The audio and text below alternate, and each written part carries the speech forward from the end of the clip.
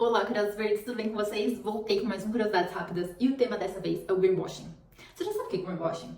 Esse termo é tão falado por aí e o greenwashing ele foi definido pela primeira vez em 1986 por Jay Westervelt e foi definido como a desinformação disseminada pelas empresas para parecerem ambientalmente corretas. Mas o que isso significa? São as informações que são disseminadas, porém que dão a impressão de uma empresa ser ambientalmente correta, porém por trás não a são corretas. Então, vamos lá. A TerraChoice definiu 7 principais parâmetros que mostram como empresas podem estar cometendo greenwashing. A primeira deles é o troca. Então, por exemplo, substituímos o plástico por papel porque é ambientalmente mais correto. Porém, não traz informações concretas dessa substituição.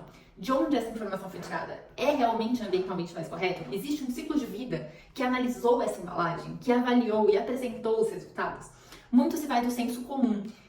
O plástico é ambientalmente pior, porém não existem estudos por trás que demonstrem que aquela embalagem realmente em papel é mais sustentável que em plástico, por exemplo. Isso é muito recorrente nas indústrias. O segundo são pautas de provas. Então, produtos que dizem 33% menos carbono do que a embalagem X, porém existem provas concretas de que realmente existe essa redução? Ou, por exemplo, essa embalagem com 3 unidades emite menos carbono do que a outra embalagem. Cadê as provas disso? Então, são sempre necessárias provas concretas que realmente deem embasamento para aquela afirmação. O outro são afirmações vagas, produtos que contêm lá sustentável ou ambientalmente correto, porém baseado no que essa informação está sendo dada. Qual é o fato que realmente comprova que ela é sustentável, que ela é ambientalmente correta. Então, esse é um outro problema. Outro problema são etiquetas falsas. Então, muitas empresas não possuem certificações específicas que comprovem que são ambientalmente corretas, porém utilizam essas etiquetas. Então, é sempre importante checar a veracidade da etiqueta que está sendo colocada no produto que você está consumindo. Um outro ponto são as afirmações irrelevantes. Por exemplo, CFC free, que são clorofluorcarbonos free. Sem clorofluorcarbonos, basicamente. Os clorofluorcarbonos já foram proibidos há muitos anos. Então, essa não é uma informação relevante para o consumidor, visto que, obviamente, o produto não pode conter aquele poluente. Então, isso também é um tipo de greenwashing. O outro tipo de greenwashing é o menor dos dois males. Então, uma empresa apresenta, por exemplo, que utiliza energia renovável.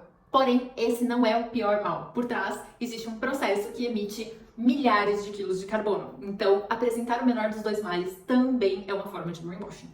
E a última forma, apresentada pela TerraChoice, mentiras. Afirmações que não são verdadeiras, porém são colocadas nas embalagens. Como, por exemplo, uma embalagem que não é feita de madeira ecologicamente correta, porém consta ali que é feita de madeira ecologicamente correta para atrair o consumidor. Então, existem alguns casos como esses nas embalagens que a gente consome diariamente. Então, em resumo, esse é o conceito de greenwashing.